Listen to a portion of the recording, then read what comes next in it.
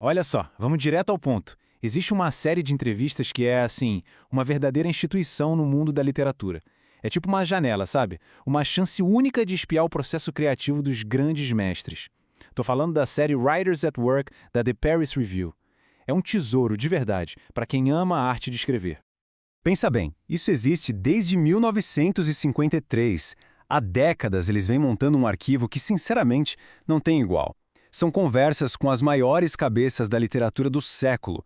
E cada capa, como essa que a gente está vendo, é mais que um livro. É um portal para um volume cheio de ideias, de confissões, de reflexões profundas sobre o que é ser escritor. E a lista de gente que passou por lá? Nossa, é um verdadeiro quem é quem da literatura mundial.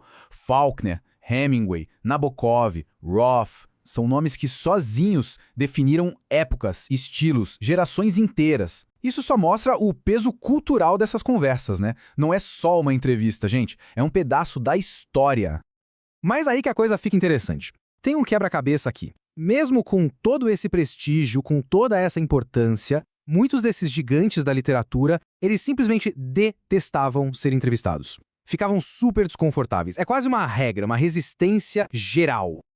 E essa é a grande pergunta, né? É a questão que o John Updike, um escritor genial também, tenta desvendar na introdução dessa coletânea. Por quê?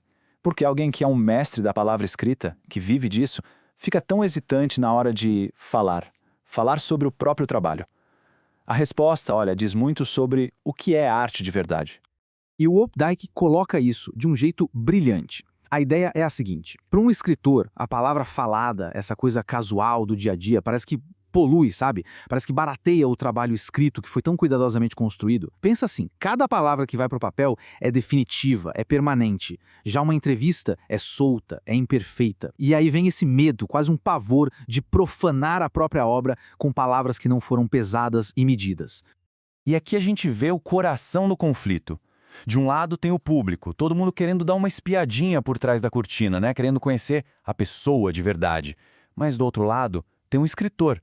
E para ele, essa persona de autor não é uma mentira, de jeito nenhum. É a ferramenta de trabalho. É como um disfarce que dá a liberdade necessária para criar, para falar as verdades que só a arte consegue. E para entender esse dilema na prática, não tem exemplo melhor do que Milan Kundera, um romancista genial, mas famoso por ser extremamente reservado. E o paradoxo é que a entrevista dele, que ele tanto relutou em dar, acaba revelando justamente o esqueleto, a arquitetura da sua arte. É fascinante. Então, vamos lá. É hora de entrar na mente de um mestre da ficção que, todo mundo sabe, detesta falar de si mesmo. E o jeito que ele resolveu essa situação da entrevista, gente, é uma obra de arte por si só. Aqui tá o pulo do gato.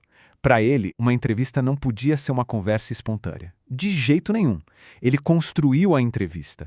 O entrevistador conta uma coisa incrível. Em vez de usar um gravador, como todo mundo, eles usaram máquina de escrever, tesoura e cola.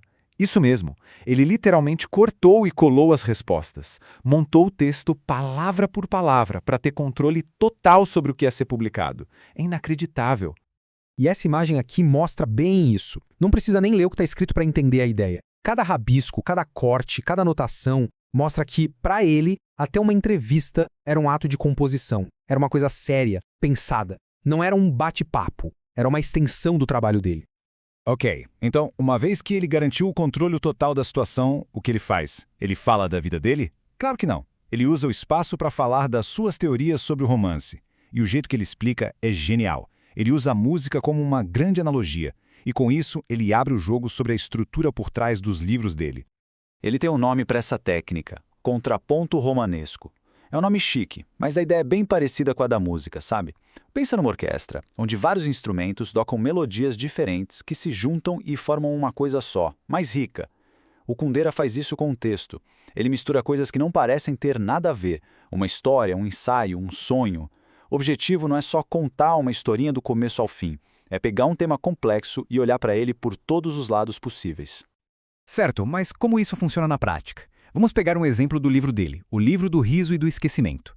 Ali ele faz exatamente isso. Ele começa com uma voz, uma melodia, que é uma história meio fantástica sobre umas estudantes que começam a levitar. Ok, primeira voz no ar, aí do nada ele entra com uma segunda voz. E o tom é completamente diferente. Agora é uma narrativa autobiográfica, uma coisa bem mais pessoal. E para completar a mistura, ele joga uma terceira voz que, a princípio, não tem nada a ver com o resto. É um ensaio super intelectual, fazendo uma crítica a um livro feminista. E aí que tá a mágica da coisa. Fantasia, memória e crítica. 3 coisas que parecem não conversar entre si. Mas ele costura tudo isso de um jeito que, no final, elas estão todas explorando uma única pergunta. O que é um anjo? É uma exploração poética, profunda, de um jeito que um romance comum, com uma história só, jamais conseguiria fazer. Mas calma que não para por aí. Essa ideia da estrutura musical na obra do Kundera é ainda mais profunda. Na entrevista, ele solta uma bomba, um segredo pessoal sobre a arquitetura de quase tudo que ele já escreveu. O número 7 é isso. Ele conta que, quase sem perceber, a maioria dos romances dele tem exatamente 7 partes. 7. Não é por acaso, não é numerologia, é a base da arquitetura da obra dele. E ele explica que não é superstição, nada disso. Ele chama de um arquétipo formal. É como se fosse uma necessidade interna, uma coisa que vem de dentro e ele não consegue escapar, que simplesmente molda o formato das histórias dele. É uma chance raríssima de ver o código-fonte, sabe? O sistema operacional da criatividade de um gênio. E com isso a gente volta para o nosso ponto de partida. No fim das contas, a entrevista do Kundera, justamente por fugir do pessoal, por se recusar a falar da vida dele, nos obriga a olhar para o que realmente importa para ele, a arte. A verdade para ele não está na biografia, está na obra. E ele não tá sozinho nessa. Nessa mesma coletânea tem uma entrevista com outro monstro da literatura, o Philip Roth. E ele diz algo muito parecido, que os melhores leitores buscam a ficção para se sentirem livres. Livros do barulho do dia a dia, das coisas que prendem a nossa consciência, é um jeito de escapar para encontrar outro tipo de verdade. E tudo isso nos deixa com uma pergunta no ar para a gente pensar. Essa nossa curiosidade de saber da vida do artista, de conhecer a pessoa real, será que isso enriquece a nossa experiência com a arte? Ou será que, como o Updike e o Kundera temiam, isso na verdade atrapalha? Saber o segredo do mágico tira a graça do truque? A resposta, bom, talvez dependa do jeito que cada um de nós escolhe entrar numa história.